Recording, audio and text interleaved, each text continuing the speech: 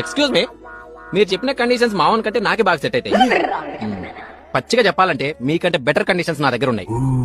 నాకు మీలాగే పెళ్ళైన తర్వాత అత్తకి, మామకి, బొమ్మాడికి, వదినకి రెస్పెక్ట్ చేయడం చేత కాదు. ఓ పని చేద్దాం, నా పేరెంట్స్ కి నువ్వు రెస్పెక్ట్ చేయకు, నీ పేరెంట్స్ కి నేను రెస్పెక్ట్ ఇయ్య. నీ బతుకు నీది, నా బతుకు నాది. Number 2, I'm also public figure. నా ఇన్స్టా ఐడి, నా ఎఫ్బీ ఐడి నువ్వు అడగొద్దు. నేను చాటింగ్ చేసుకుంటాను, నేను డేటింగ్ లోకి వెళ్తుంటాను. సో నీకు నచ్చిన వాళ్ళతో నువ్వు చాటింగ్ చేసుకో, నాకు నచ్చిన అమ్మాయితో నేను డేటింగ్ చేసుకుంటాను. నెంబర్ 3, పెళ్ళైన తర్వాత ఇద్దరం కలిసి ఉందాం అనుకున్నావు అనుకో, నువ్వు ఒక 10 లక్షలదే, నేను ఒక 10 లక్షలు తెస్తా. ఇద్దరం కలిసి కొత్త ఇల్లు కొనుక్కొని ఉందాం.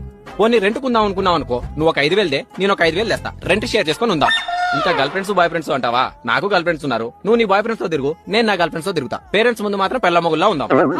నెక్స్ట్, పబ్లిక్ ప్లేస్ లో పోవే రావే ఒసేగిసే అంటావా? అసలు పబ్లిక్ ప్లేస్ లో ఉన్నప్పుడు నువ్వు నా పెళ్ళమన్న విషయం మర్చిపోతా. నీకు నచ్చిన నువ్వు లైన్ వేసుకొని, నాకు నచ్చిన దానికి నేను లైన్ వేసుకుంటా. ఏమంటావు?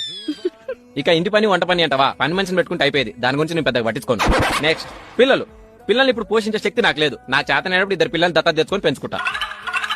నెంబర్ 6, ఇన్ని విషయాలు చెప్పిన తర్వాత నీకు అర్థమై ఉంటది నా గురించి నువ్వు పట్టించుకోవడానికి, నీ గురించి నీ పట్టించుకోవడానికి ఏమీ లేదని. అప్పుడు నువ్వు మల్లె పూలు పెట్టుకుంటావో, ప్లాస్టిక్ పూలు పెట్టుకుంటావో నీ ఇష్టం. నేను బాధపడను, ఏడవను, నీ గురించి ఆలోచించను. ఓకే? ఈ కండిషన్స్ అన్ని నీకు ఓకే అయితే మనం ఇప్పుడే పెళ్లి చేసుకుందాం. వెంటనే కాదు, కంగారు పడకు. ఓ 5 నిమిషాలు టైం తీసుకో. ఆలోపు బేరా వాట్